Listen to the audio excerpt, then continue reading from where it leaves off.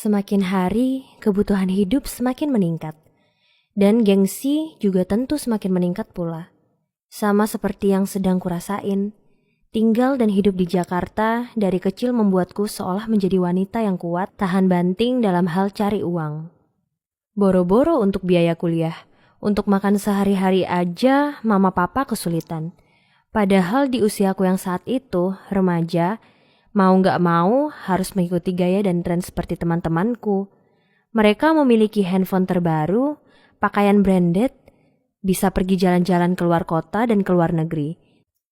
Sedangkan aku, setelah lulus SMA, aku memutuskan kerja jadi seorang SPG rokok. Dan mama papa diam saja melihat anaknya kerja, memamerkan lekuk badannya dan digoda banyak lelaki. Ya, kalian tahulah laki-laki hidung belang. Papa sudah 6 tahun ini sakit stroke, sedangkan mama hanya mengandalkan jadi tukang masak di rumah tetangga-tetangga kalau ada hajatan. Kalau nggak ada hajatan, ya udah nggak kerja lagi. Aku juga nggak bisa nyalahin mama papa. Mama hanya lulusan SD dan tenaga fisik hanya satu-satunya yang dia punya untuk cari uang. Sedangkan papa, walaupun sempat jadi karyawan di sebuah perusahaan swasta di Jakarta, papa udah nggak ada sedikit pun tabungan jaminan pensiun. Semuanya sudah habis ludes untuk berobat. Aku sebagai anak pertama yang gak bisa tinggal diam melihat orang tuaku dalam keadaan seperti ini. 3 di antaranya masih sekolah dan 1 masih balita. Dengan hanya mengandalkan penghasilan dari menjadi SPG rokok, aku gak bisa mencukupi keluargaku. Tapi ya bagaimana, hanya aku tulang punggung keluargaku saat ini. Setiap hari, aku berangkat kerja mulai jam 11 siang dan pulang malam hari, bahkan dini hari. Tidak sedikit bapak-bapak yang berjaga di pos ronda membicarakanku ketika melihat aku pulang dengan rok terusan yang press body, dengan dandanan yang super tebal. Terkadang pagi-pagi mama curhat denganku di kamar. Dia cerita kalau ibu-ibu ada yang ngomongin aku waktu lagi kumpul arisan. Mama memergoki mereka yang sedang bergunjing. Ya gak apa-apa jadi SPG, yang penting kan halal. Gak cuma bisanya ngehabisin harta orang tuanya aja. Kata mama waktu itu kepada ibu-ibu itu. Aku hanya diam dan terharu mendengar cerita mama. Mana mungkin seorang mama hanya tinggal diam melihat anaknya dicap negatif sama orang-orang. Mana mungkin seorang mama hanya tinggal diam kalau anaknya jadi bahan gunjingan di mana-mana. Aku memeluk mama dan menangis. Mama menangis juga. Adegan drama ini seringkali aku dan mama alami. Bagaimana tidak? Hanya kami berdua yang saat ini bisa bertukar rasa. Papa hanya diam saja terbaring sepanjang hari di tempat tidur. Sedangkan adik-adik belum cukup mengerti dengan masalah seperti ini. Setiap hari aku kerja di jalanan dengan pakaian seksi dan make up tebal.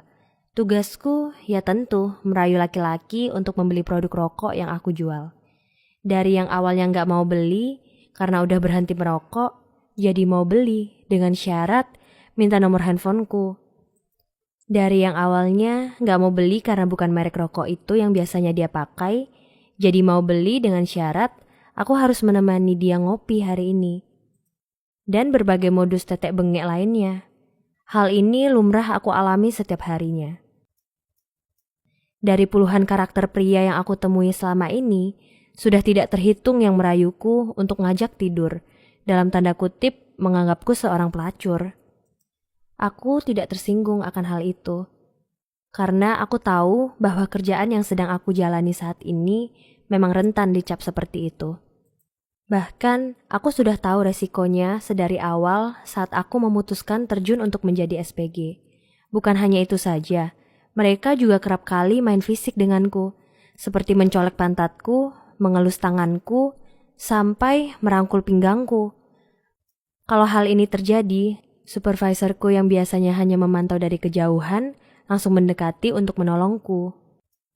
Demi Tuhan, selama aku hidup hingga detik ini, aku tidak pernah sekalipun menjajakan tubuhku untuk pria-pria hidung belang. Seringkali aku mendapat cibiran dari teman-teman seprofesiku, bahwa aku wanita yang kuno, karena hanya aku yang benar-benar masih perawan di antara mereka. Mungkin ini yang dinamakan Jakarta keras. Seperti kata orang-orang bilang, bagiku menjadi SPG itu bukan suatu kebanggaan. Ini sebuah paksaan dalam hidup. Apalagi menjadi seorang pelacur, bukan sama sekali bentuk pencapaian. Tapi semuanya itu mendadak berubah saat aku bertemu dengan Ricky, seorang manajer di sebuah perusahaan swasta besar di bilangan Sudirman, Jakarta Pusat. Waktu itu kita bertemu di kafe dekat kantornya. Dia hanya seorang diri. Seperti biasa, aku menawarkan produk rokokku kepadanya. Saat aku melihatnya, entah kenapa rasanya berbeda ketika aku menawarkan kepada pria-pria lain. Dia menjulurkan tangannya dan aku merespon. Ricky, Reni. Wah, kita sama-sama R ya. Jodoh nih kita. Oke, aku beli semuanya. Tapi besok malam jam 7 kita ketemu di sini. Oke? Saat itu seperti terasa berlalu dengan cepat. Ricky benar-benar membeli semua rokok tanpa main fisik denganku ataupun melemparkan rayuan gombal murahan. Mungkin hari itu aku terlalu terbuai dengan ketampanannya. Keesokan harinya, aku benar-benar mendatangi Ricky di tempat yang sama saat pertama kali kita bertemu. Kapan lagi diajak ngopi sama pria tampan dan sopan seperti dia? Hari itu aku izin dengan supervisor. Aku bilang sedang gak enak badan. Aku berkali-kali melihat outfitku, takut salah pilih kostum. Walaupun aku cuma lulusan SMA, jangan salah, aku punya selera fashion yang bagus. Tiap hari aku selalu melihat Pinterest untuk belajar memadupadankan style. Gak lama, dia datang dan meminta maaf denganku karena telat.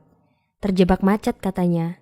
Memang sih, saat itu adalah Sabtu malam, dan daerah Jakarta Pusat memang daerah rawan kemacetan. Gak apa-apa, kataku. Lalu dia menawarkan untuk keliling kafe dan hotel di tempat kita ketemu saat itu. Kafe yang kita datangi ini memang jadi satu bangunan dengan hotel. Dan ternyata dia adalah cucu dari sang empunya hotel dan kafe ini. Ya Tuhan, kenapa masih kerja di perusahaan lain kalau kamu sendiri aja punya bisnis sebesar ini? Bukan punya aku ya, punya Eyang. Tapi kan kamu sekarang yang ngelola. Itu cuma amanat. Aku mengangguk saja setiap kali dia menjawab dengan jawaban-jawaban berbobotnya. Kami berjalan 1 jam membicarakan ini itu. Bagaimana bisa seorang Reni yang hanya SPG rokok bertemu dengan pria tampan konglomerat yang sangat rendah hati seperti dia? Kalaupun aku punya uang, aku juga sepertinya akan pikir 2 kali untuk menginap di hotel ini, karena memang sangat mahal. Lalu dia menawarkan aku untuk masuk ke salah satu kamar hotel. Entah kenapa saat itu aku sama sekali tidak terpikirkan kalau dia akan berbuat macam-macam denganku. Bagi dia, mana mungkin sih aku levelnya? Kemudian kami berdua masuk di salah satu kamar hotel. Dia menjelaskan banyak hal, mulai dari ornamen hotel, fasilitas, best view di setiap kamar, hingga pemilihan aroma pengharum di setiap ruangan. Di hotel itu ada beberapa kamar dengan menggunakan nama bunga, dari jasmine, rose, azalea, edelweiss, lotus, dan masih banyak lagi. Kami cerita hingga hal pribadi, salah satunya tentang keluargaku. Ricky mendengarkan setiap ceritaku tanpa sedikit pun menghakimi. Mungkin bagi dia, aku satu-satunya orang termenyedihkan yang selama ini dia temui. Ricky berdiri di depan jendela, sedangkan aku duduk di kasur. Aku pun menjelaskan kepadanya bahwa aku sedikit pun gak pernah menjual diriku kepada siapapun seperti yang orang-orang pikirkan. Ricky tersenyum saat itu. Aku tahu kok, bahkan sejak awal kita ketemu, katanya. Ricky mendekatiku di kasur, dia memelukku dan mencium bibirku. Dan anehnya saat itu, aku benar-benar menikmati. Dia memberikanku penawaran untuk menjadi asisten pribadinya ketika sedang tidak bekerja. Kapanpun dia membutuhkan aku harus selalu ada, salah satunya perihal seks. Dan dia akan menggajiku setiap bulan dengan nominal yang sangat besar. Saat itu aku bingung, bukankah sama aja aku menjual diriku kepada pria yang bukan suamiku? Tapi di satu sisi, aku butuh uang untuk pengobatan papa. Aku tidak bisa memberi kepastian Ricky malam itu. Anehnya, aku tidak merasa tersinggung dengan tawaran Ricky. Bahkan saat aku memutuskan untuk pulang, Ricky dengan senang hati mengantarku ke rumah dan sedikit pun dia tidak melakukan pelecehan kepadaku. Setiap malam, aku memikirkan tawaran itu. Aku memperpanjang izinku kepada supervisor, badanku benar-benar demam. Mungkin ini karma akibat aku berbohong. Tiba-tiba mama masuk ke kamar dan dia duduk di kasurku sambil bawa 3 kartu SPP adik-adikku, Kania, Sasi, dan Devan. Aku tahu maksud pembicaraan mama. Di hari itu, aku mengirimkan pesan singkat kepada Ricky dan bilang bahwa aku setuju dengan penawaran yang diberikannya. Sejak hari itu, aku memutuskan untuk keluar dari pekerjaanku sebagai SPG. Awalnya supervisor memintaku untuk tetap bekerja dengan penawaran gaji yang lebih. Tapi aku tetap menolak. Tekadku sudah bulat dan aku bosan dengan kemiskinan. Sekarang aku menjadi Renita Ambarsari, seorang personal asisten Ricky Wardana. Aku selalu bersamanya dimanapun dia berada. Saat acara non-formal, salah satunya urusan ranjang. Hingga hari ini, aku dan Ricky tidak ada status pacaran. Ricky berkali-kali bercerita bahwa keluarganya sangat mengatur hubungan asmara Ricky. Contohnya dalam menentukan bibit bebet bobot. Yang pasti, aku tidak ada dalam kategori itu. Entah Ricky melakukan ini kepadaku atas dasar cinta, kasihan, atau hanya keinginan saja, aku gak peduli. Yang aku pikirkan saat ini hanya mama, papa, dan adik-adikku. Melihat papa sembuh dan melihat keluargaku lepas dari kata kekurangan, itu adalah bentuk kebahagiaanku. Walaupun aku harus mengorbankan diriku sendiri untuk mendapatkan itu semua. Dari kisahku ini, aku harap kalian jangan terjebak ya pada lingkaran hitam sepertiku. Aku harap kalian tumbuh di keluarga harmonis, tercukupi dari segi materi, jadi tidak perlu melakukan seperti apa yang aku lakukan. Thanks for watching.